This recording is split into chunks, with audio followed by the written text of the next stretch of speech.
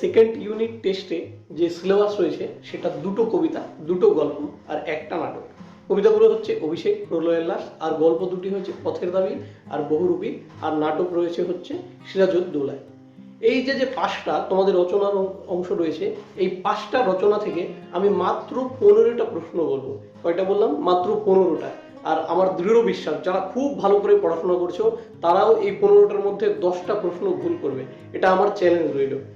চলো সময় নষ্ট না করে প্রশ্ন শুরু করা যাক। তোমাদের জন্য প্রথম প্রশ্ন বহুরূপী গল্প থেকে। নতুন খড়ম পরলেন সন্ন্যাসী।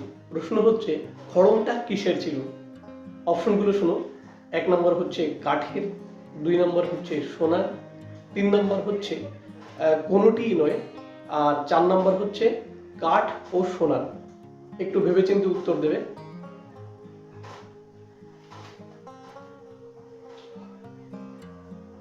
তাহলে উত্তর হবে 4 নম্বর অপশনটা, যে কাঠ ও সোনার।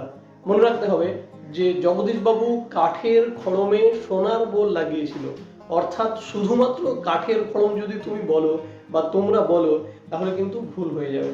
তাহলে উত্তরটা হবে 4 নম্বর অপশনের, যে কাঠ ও সোনার।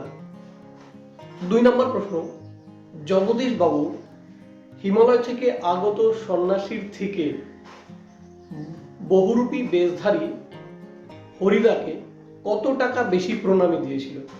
অপশন 100 টাকা, 200 টাকা, 2 টাকা, 1 টাকা। একটু ভেবেচিন্তে উত্তর দেবে। উত্তর হবে 4 নম্বর অপশন, 1 টাকা। মনে করে দেখো যে সন্ন্যাসীকে দিয়েছিল 100 টাকা, আর বহুরূপী বেশধারী বিরাগীকে দিয়েছিল 101 টাকা। 3 নম্বর প্রশ্ন, কাজেই আমার তো আপনার কাছে কিছু চাওয়ার প্রয়োজন হয় না। এর সত্ত্বেও বক্তা উদ্দিষ্ট ব্যক্তির কাছে কি চেয়ে নিয়েছিলেন? অপশন শোনো। সোনা, টাকা, জল, ঠান্ডা জল। আমার এটা বিশ্বাস তোমরা যারা ভালো করে পড়াশোনা করেছো তারা এই উত্তরটা পারবে। উত্তরটা হবে শেষ অপশন, যে ঠান্ডা জল। দেখো ওই লাইনটা একটু মনে করলে পরে বুঝতে পারবে যে 1 গ্লাস ঠান্ডা জল চাই, আর কিছু চাই না। বহুরূপী থেকে 3টা প্রশ্ন হয়ে গেল, এখন অভিষেক থেকে 3টা প্রশ্ন। প্রথমে লাইনটা শোনো। পদতলে পড়ি শোভিল কুণ্ডল। এখানে পদতলে কি পড়ে শোভা পাচ্ছে? অপশন শোনো। অশোক ফুল, পলাশির ফুল, কনক বলয়, নাকি কোনোটিই নয়? একটু ভেবেচিন্তে উত্তর করবা। উত্তর হবে 3 নম্বর প্রশ্নটা, যে ইন্দ্রজিৎ কনক বলয় ফেলে দিল, যেটা হচ্ছে অশোক ফুলের মতো তার পায়ের কাছে পড়ে আভময় হচ্ছিল বা শোভিত হচ্ছিল। তবু তারে পদাশ্রয়ে রাখে জুছনাথ। এখানে কাকে পদাশ্রয়ে রাখার কথা বলা হয়েছে? অপশন নাম্বার 1 প্রমীলা, 2 নাম্বার স্বর্ণলতা, 3 নাম্বার ইন্দ্রজিৎ, 4 নাম্বার ব্রততী। উত্তরটা বলে দিচ্ছি, 4 নাম্বার অপশন হবে ব্রততী। তারপরে প্রশ্নটা খুব ইন্টারেস্টিং, শোনো। আর একবার পিতা দেহ আজ্ঞা মরে।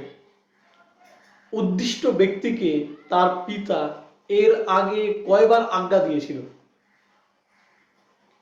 একটু বিশ্লেষণ করি। এখানে ইন্দ্রজিৎ তার বাবার কাছে আজ্ঞা চাইতেছে যুদ্ধ করার জন্য। প্রশ্ন হচ্ছে যে ইন্দ্রজিৎ এর আগে কয়বার আজ্ঞা চেয়েছিল বা কয়বার অনুমতি চেয়েছিল? অপশন 1 বার, 2 বার, 3 বার, 4 বার। একটু ভেবে উত্তর দেবে। উত্তরটা হবে এর আগে তিনি 2 বার চেয়েছিল আজ্ঞা। কেন বলো তো? ওই লাইনটা যদি একবার তোমরা মনে করো, যে 2 বার আমি হারানো রাঘবে, আর একবার পিতা দেহ আজ্ঞা মরে, সমূলে নির্মূল করিব আজি পামরে। তাহলে এর আগে তিনি 2 বার রামচন্দ্রকে যুদ্ধে পরাস্ত করেছিল, তাই 2 বার আজ্ঞা নিয়েছে পিতার কাছে।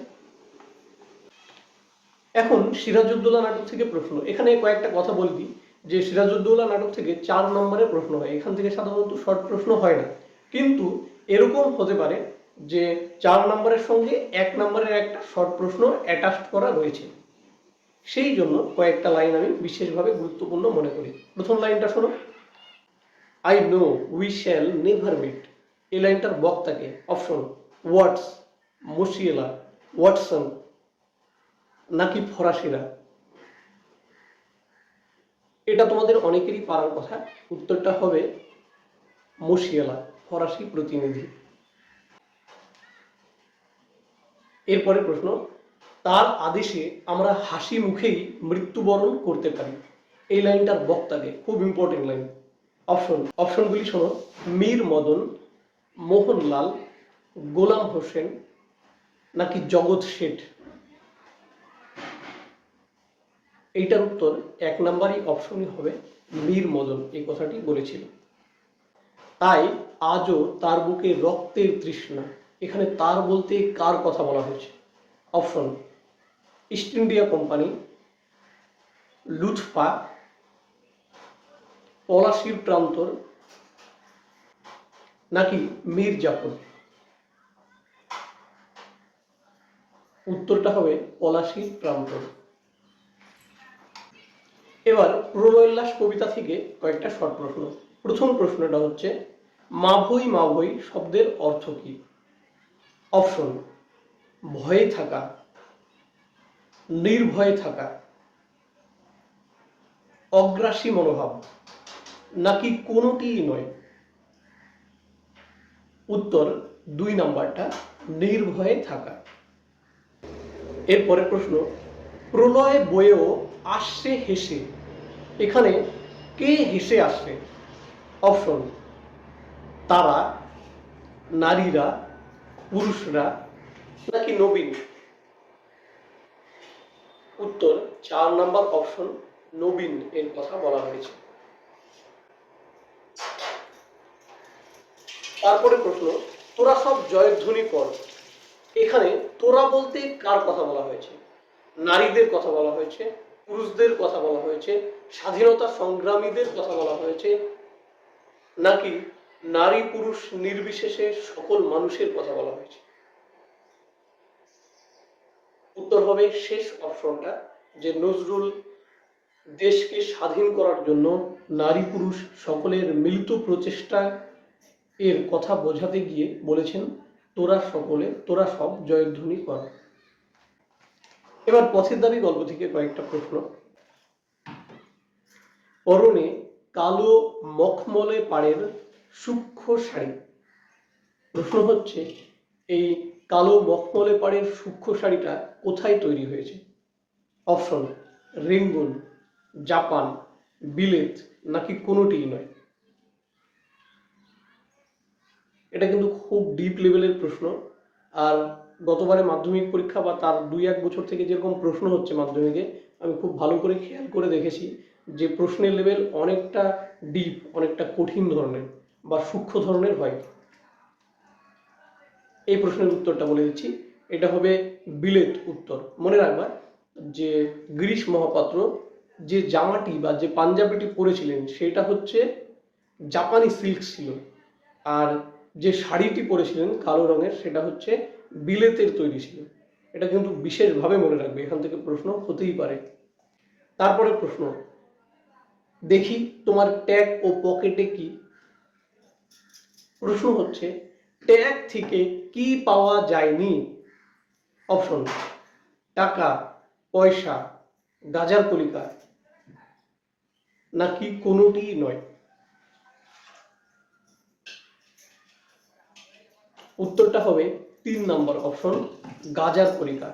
গাজার কলিকা পাওয়া গিয়েছিল পকেট থেকে। মনে রাখবে যে ট্যাগে কেবলমাত্র